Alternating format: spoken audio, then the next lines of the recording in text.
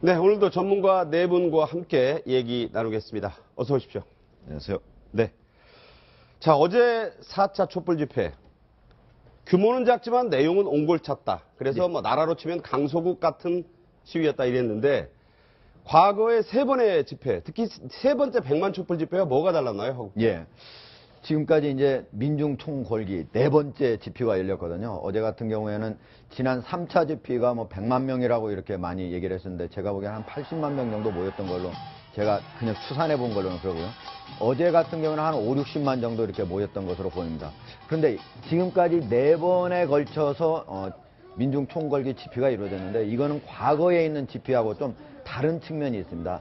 첫 번째 가장 큰 다른 측면은 집회 참가자의 주류가 누군가 이런 거에인데 그거는 과거에 많이 여기에 나왔듯이 진보 세력이나 무슨 정치단체 아니면 노동단체 그런 것들이 과거였다면 지금은 주류 일반 시민이었다. 그 일반 시민 중에서도 가족 단위의 사람들이 많이 나왔다는 거죠. 네. 그 다음에 이제 분위기, 전체 집회 분위기를 보면 과거에는 아주 울분, 아주 그냥 아주 억울하고 원통하고 나와서 아주 거기 나와서 하는 사람들도 아주 분위기가 그랬는데 지금 같은 경우에는 아주 좀 신나고 즐거운 아주 그런 분위기입니다. 노래 자체도 과거의 노래하고 좀 달라졌습니다. 유일하게 뭐 부르는 노래가 아침 이슬 정도 이런 노래고. 네. 그리고 이제 시위가 좀 장기화 지금 4차가 됐지 않습니까? 그렇죠. 그러면서 3차 같은 경우에는 너무 사람들이 꽉 모였기 때문에 어디 움직이기가 어려웠습니다. 그리고 걸어가 행진을 하더라도 밀려서 그냥 가는 정도인데 그렇죠. 이번 같은 경우는 물론 이제 지난주보다 사람이 좀 줄어든 측면도 있겠지만 중간중간에 사람이 지나갈 수 있는 앉아있는 자리에서 지나갈 수 있도록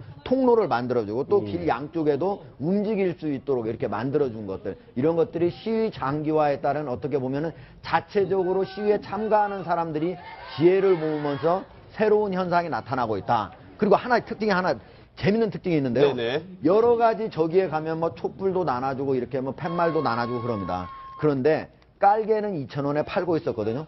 그런데 네. 이번 같은 경우에 어디서도 촛불도 1,000원에 파는 곳이 있었어요. 그런데 파는 곳은 거의 팔리지 않는다. 즉 다시 말하면 여기 시위에 참가하는 사람들이 자발적이고 스스로 자기의 비용을 가지고 하는 걸 원칙으로 하고 있지 남이 이걸 이용해서 돈을 버는 거에 대해서는 상당히 반감이 있다. 이런 특징을 보여주고 있습니다. 그리고 또 하나의 특징, 아까도 나왔습니다만 촛불은 뭐 바람이 불면 꺼진다 이런 얘기를 했던 그 김진태 새누리당 의원의 춘천 지역구 사무실에 거의 한 8,000명 가까이 몰려가서 시위를 했다. 이것도 좀 어제 시위에서 좀 특이한 점이 아닐까 싶은데요. 그러니까 그 이전에 새누리당 김진태 의원이 이제 많은 기여를 했죠. 왜 그러냐면 그동안에는 사실 이 종이컵에다가 안에다 넣어서 이렇게 촛불을 밝혔지 않습니까? 그렇죠. 근데 뭐 이제 그게 바람 불면 꺼진다 그러니까 LED 촛불 이런 게 등장을 했어요. 촛불 앱도 있더라고요. 그런 것도 있고. 그러니까 거기에다가 또 이제 휴대전화에서 그 플래시 기능으로. 예, 그 바로 해서 그 얘기입니다. 예. 그것도 있고. 그런 걸 보면 하여튼 뭐 바람이 불어도 꺼지지 않는 촛불이 등장했다 하는 점이 이제 특징적인 측면이고. 네. 김진태 의원 사무실의 경우에는 사실은 춘천에서도 집회가 있었는데 지금 그 저장면이거든요. 예, 네. 그 집회를 하고 나서 행진을 김진태 의원 그 지역구 사무실까지 간 거예요. 네. 그래서 거기 그 앞에 모여서 이제 항의를 해서 뭐 여러 가지 뭐 춘천의 망신 뭐 이런 식으로 해서 뭐 그 이제 시위를 했는데 그런 걸 보면 지금 그러니까 어제 집회가 그 사실은 예상보다 주최 측 예상보다도 훨씬 많았어요. 네. 그런 걸 보면 역시 이정현 대표, 새누리당 대표 또는 김진태 의원 뭐 이런 새누리당 의원들의 어떤 공세적인 방어 이런 것들이 상당히 그 집회 규모를 오히려 키운 것 아니냐 이렇게 평가가 가능하겠습니다. 그리고 그제가 대입 수능이었는데 고3생들이 또 대거 나왔고 중학생들의 참여도 여전했습니다. 중학생들이 좀 말을 한 거를 저희가 모아봤는데 한번 듣고 얘기 나누겠습니다. 네. 자, 중학생들도 이 당찬 목소리를 냈어요. 자, 한번 들어보겠습니다. 박근혜는 하야하라! 청소년이 주인이다!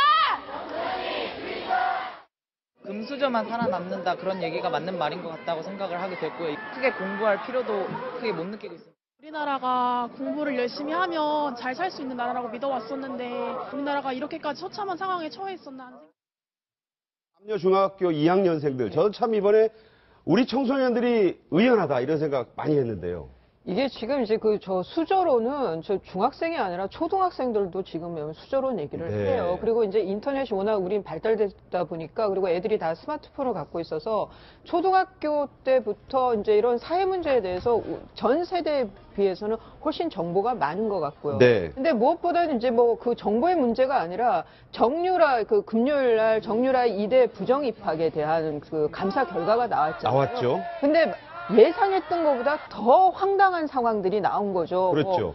뭐 정유라가 직접 그 금메달을 들고 들어가서 뭐 금메달 보여드릴까요? 뭐 이런 또 상황들이 교수가 뭐 아예 시험을 뭐 대리로 봐줬다든가. 예. 네. 그러니까 너무 황당한 상황들이 뭐 이화여대가 교수들이 그 정유라 하나를 위해서 뭐 총 결집한 듯한 그런 모습들을 본 것도 좀 참담한데 네네. 그래서 이제 정유라가 보여준 태도 돈도 실력이다 뭐 니네 부모를 원망하라 이런 SNS 글들이 저 중고등학생들을 뭐 자극할 수밖에 없는 거죠. 네. 그런 문구는. 그러니까 뭐 중고등학생 또 초등학생들은 엄마 아빠 손 잡고 또 저 집회에 나와 있는 거고요. 근데 이제 문제는 이 날씨가 추워지고 있는데 네네. 이 정치권은 제대로 지금 대안 마련을 못 하고 있고 저 아이들이 이제 추운 날씨에 그 어른들이 결국 아이들을 또 추운 날씨에 광장으로 불러내고 있다는 그러니까요. 상황에서 어른으로서도 참 창피합니다. 다음 주 26일에는 뭐 이제 더 큰 집회 예상돼 있는데 날씨는 더 추워질 거 아닙니까? 하국장. 예, 한 가지만 우리 학생들한테 얘기하고 싶은데요. 이렇게 최순실 씨의 아이라든지 이렇게 해서 특혜를 받아가지고 대학을 가는 학생은 진짜 극소수입니다. 여기 공부할 필요성을 느끼지 못해서 나왔다고 그랬는데 공부를 열심히 해야 됩니다. 네. 시위 집회에도 참가하지만 꼭 학교에서는 공부 열심히 하시기 바랍니다. 어제 집회의 특이한 양상. 박사모의 이 맞불 집회였습니다. 네. 주최 측, 박사모 측 주장은 한 6만 7천 명이 넘었다 이랬는데 이건 또 어떻게 봐? 샤이 박근혜의 등장이다 이렇게 보는 해석도 있던데요. 이제 보수단체하고 자유총연맹 뭐 이런 데서 어버이연합이나 그런 주장을 하고 있죠. 근데 네. 우리가 이제 여론조사 지표상으로 보면은 샤이 박근혜 표가 과연 있는가. 왜냐면은 부정적 평가가 90%를 지금 넘고 있지 않습니까? 네. 그러면은 결국에 이제 뭐 정장 지지를 가지고 얘기하는 것 같은데, 제가 보기에는 샤이 박근혜 표가 설사 있다 하더라도 의미는 없다. 네. 지금 현재 그 100만 촛불 민심을 다스리는 데는 별로 의미가 없다는 생각이 들고, 하여튼 어제 그 보수 집회장에서도 수만 명이 모이긴 모였습니다. 그래 다행히 이제 보역 간에 충돌이 있을까 좀 우려가 됐었는데요. 네네. 남대문까지 진행하다가 그랬으니까요. 다시 서울역 쪽으로 해차를 해서 충돌이 없었죠, 다행히. 예, 그나마 네. 다행이라고 생각을 합니다. 근데 네, 네. 어찌됐든 간에 저는 그 개념 규정을 좀 분명하게 할 필요가 있다 예. 이런 생각이 드는데 자꾸 보수단체 그러는데 어저께 저 시위를 주도했던 분들은 박사모입니다. 그러니까 보수가 아니다. 박사모가 보수가 아닌 건 아니지만 보수를 대표하지는 않는다. 보수를 대표하지는 않는다는 네. 거죠. 그러니까 친박 단체다. 이렇게 얘기할 수가 있겠고, 그다음에 자유총연맹도 저는 뭐 보수를 대표한다고 보지는 않거든요. 네, 우리가 네. 오히려 그동안의 개념 규정상으로 보면 자유총연맹은 약간 관변 단체처럼 느껴졌잖아요. 그러니까 그런 부분. 그런 게 또 하나 있고. 네네. 자, 그 다음에 우리가 이제 저런 분들이 저렇게 주장하는 것 중에 저는 어떻게 눈길을 끄는 대목이 하나 있었어요. 예, 어떤 거? 왜냐면 헌법대로 하자. 이런 얘기죠. 아, 특히 헌법. 헌법. 예. 그러니까 그게 뭐냐면 잠시 뒤에 발표할 이제 박근혜 대통령의 혐의 있지 않습니까? 공소장. 공소장에 보면 거기에 만약 공범이라고 표시가 돼 있다면 이제 박근혜 대통령은 헌법과 법률에 위반한 게 되는 거예요. 탄핵으로 가자 이 말이에요. 그렇게 되면 이제 결국 탄핵으로 갈 수밖에 네. 없는 거죠. 지금 퇴진이나 하야 이거는 헌법에 무슨 규정이 나와 있는 건 아니에요. 그거는 이제 정치적 주장인데 네. 오늘 이후로는 이른바 친박단체나 이런 쪽에서도 아마 탄핵을 반대할 명분은 약화되지 않겠는가 이런 생각이 듭니다. 네, 검찰의 발표가 이제 약 한 9분도 안 남았습니다. 지금 현재 서울중앙지검 특별수사본부장이 나오기 위해서 기자들이 기다리는 모습 보고 계신데요. 시작되면 즉각 연결하겠습니다. 자, 청와대 반격이다 이런 얘기가 나옵니다. 아까 지지율이 3주 연속 5%였고 이렇다면 뭐 이걸 뒤집어서 바닥을 친 게 아니냐 이런 이제 말을 박사모 등이 이제 하면서 박 대통령이 다음 주에는 국무회의를 주재한다 이러면서 국정을 재개하는 거 아니냐 이런 얘기 나오는데 이건 어떻게 봐야 될까요?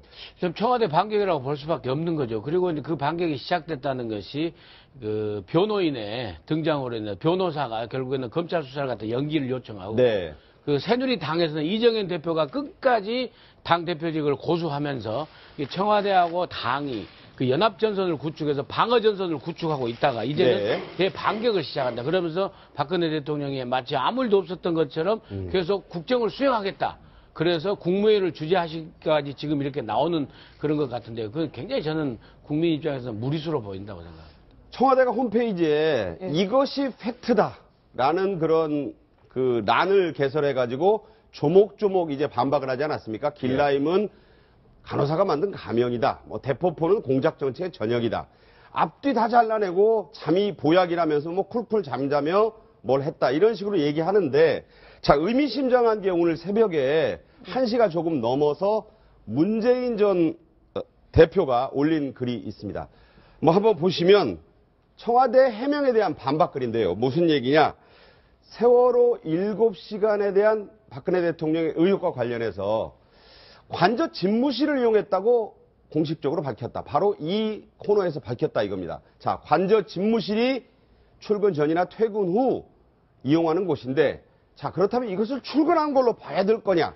이게 오늘 1시 4분에 나온 얘기거든요. 자, 이수희 변호사님.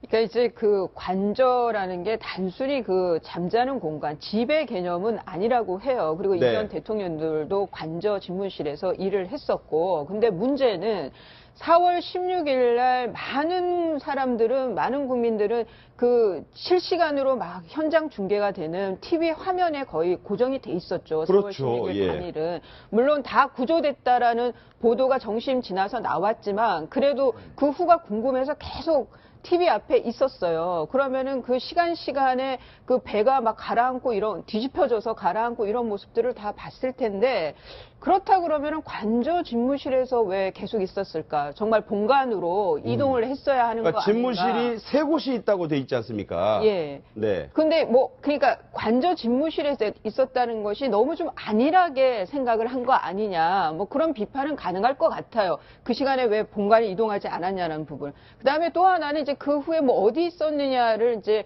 김기춘 비서실장이 국회에서 뭐 모른다라고 이제 자기는. 처음에는 그랬죠. 예, 예. 네. 근데 그게 워낙 저 세월호 사건이 컸기 때문에 관저에 있었다 그러면 그때 반발도 엄청났을 것 같아요. 그러니까 그렇죠. 청와대에서는 그런 부담 때문에 관저에 있었다는 말을 밝히지 못했던 거 아니냐. 그 의혹이 커지고 커져서 뭐 시술의 별 얘기가 다 나오는 지금까지 이뤄서 어떤 해명을 해도 못 믿는 지경으로 이른 것이 아닌가. 결국 청와대에 그 관저에 있었다는 걸 애초에 밝히지 못한 거기서부터 문제의 시작인 것 같습니다. 네, 하국장. 제가 그 추가적으로 그러니까 어디에서 근무했느냐 이거보다 네. 더 중요한 게 뭐냐면요.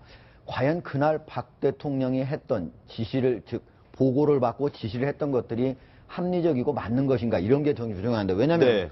어차피 대통령은 근무 시간에는 본관에서 근무를 하고 그 다음에 근무 시간이 끝나면 관저에서 근무를 사실상 해온 것이 지금까지 관행이거든요. 네. 그런데 대통령이 지금 관저에 있었다고 하는 시간은 청와대 보통 오전 9시부터 오후 6시까지 보통 출근을 해서 본관 집무실에서 근무해야 될 시간에 관저에 있었다는 얘기인데 그거보다도 더 중요한 건 청와대에서 오늘 홈페이지에 들어가 보시면 모든 시민들 들어가 보시면 앞에 크게 해가지고 이것이 팩트입니다. 이렇게 해가지고 써놨거든요. 거기에 보면은 그날 세월호가 침몰한 당시에 무려 32번의 보고와 지시를 하게 됩니다. 네. 그러면은 7시간 반 사이에는 무슨 일이 있느냐. 이때에도 무려 11번의 서면 보고하고 9번의 그 유선 보고가 있습니다. 네. 그렇다면은 11번의 서면 보고는 그냥 관저에서 들었다고 한 자들. 지금까지 그러면 9번의 유선 보고로 한 사람들은 지금까지 뭐를 보고했고 어떻게 했는지에 대해서 단 한마디도 없고. 네, 네. 그리고 그때 당시에 만약에 했다면 거기에 보면은 2번에 걸쳐서 즉 11시에 전원이 구조됐다는 오보가 있었고 네. 12시 48분에도 이것이 계속됐다라고 되어 있는데 그 사이에도 무려 7번의 서면과 유선 네. 보고를 받습니다. 그렇다면은 지금 모두가 구출된 게 맞는지 안 맞는지 당연히 물어봐야 되고 그걸 알고 있어야 되는데 어떻게 중앙재해대책본부에 오후 5시 15분에 와서 그때 행안부 2차관이 왔을 때 거기에 물어보는 거는 학생들이 모두 구명조끼를 입었다고 하는데 어떻게 발견이 그렇게 어렵습니다. 이렇게 전혀 좀 생뚱맞아요. 그렇게 많은 네. 32번의 보고를 받고 지시를 한 대통령이 할 수 있는 말이 아니라는 거죠. 네. 이게 더 중요한 겁니다. 예. 그러니까 이제 지금 본질은 사실은 어디에 있든 이 부분을 제대로 알고 있었느냐, 뭐 이런 게 제일 중요한 거잖아요. 일리한 상황 파악이 됐느냐. 그러니까 그 부분은 전 뭐 100% 동의하고, 다만 청와대 안에서는 사실 출퇴근이라는 개념이 없습니다. 원래가. 네. 김대중 대통령이나 노무현 대통령도 일과 시간에 보면 파자마 입고 계실 때도 있었어요. 관저에서. 그러니까 관저, 본관, 관저와 비서동. 본관, 비서동 이런 개념이 청와대는 네. 별로 없습니다. 그게 네. 하나의 경례에 네. 있기 때문에. 그러니까 그런 점을 하나 지적을 하고. 네. 그다음에 이제 청와대 7시간 해명이라는 부분은 아마도 그냥 이렇게 우리가 이해하자는 측면에서 본다면 네. 청와대에서 보고를 받아가면서, 예를 들어서 우리가 보통은 뭐 식사해가면서도 TV를 보고 있잖아요. 근데 그렇죠. 대통령은 그러지는 않았던 것 같아요. 네. 그게 바로 이제 나중에 나타나서 왜 구명조끼 입은 학생들이 그렇게 문제가 됐느냐, 이렇게 얘기를 할 수밖에 없던 상황이 아니었나, 이렇게 그리고 봅니다. 지시를 그날 뭐를 했냐면요. 네. 일몰절 학생들의 생사 확인을 위해서 최선을 다하라 이렇게 했는데 네. 만약에 학생들이 배 안에 들어가서 완전히 뒤집혔다는 사실만 알더라도 어떻게 이렇게 오후 5시 15분에 지시를 할 수 있습니까? 도저히 이해를 할 수 없는 그런 지시 내용입니다. 네. 지금 발표 약 1분 이제 한 40초가 남았고요. 문재인 대표가 이런 SNS 글을 올린 바로 6분 뒤에 새벽인데 또 글을 하나 올린 게 있습니다.